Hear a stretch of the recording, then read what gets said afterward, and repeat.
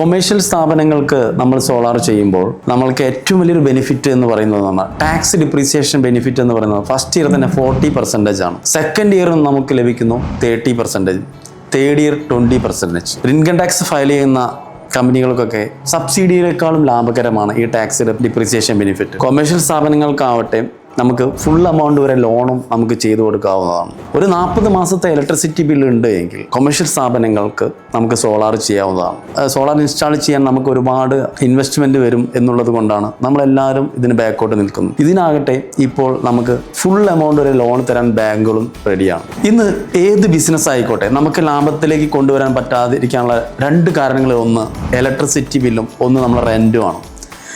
ഈ റെന്റിന് നമുക്ക് പരിമിതികളുണ്ട്. ബട്ട് നമുക്ക് ഇലക്ട്രിസിറ്റി ബില്ല് 0 ബില്ല് അല്ലെങ്കിൽ ഫിക്സഡ് ചാർജിൽ കൊണ്ടുവരാൻ നമുക്ക് സോളാർ എന്ന് പറയുന്ന ഓപ്ഷൻ ഉണ്ട്. ഇങ്ങനെ വന്നു കഴിഞ്ഞാൽ നമ്മൾ അടയ്ക്കുന്ന ഇലക്ട്രിസിറ്റി ബില്ലിൻ്റെ കാശ് കൊണ്ട് നമുക്ക് ഒരു 2 പേരില്ലെങ്കിൽ സാലറി നമുക്ക് കൊടുക്കാൻ പറ്റും.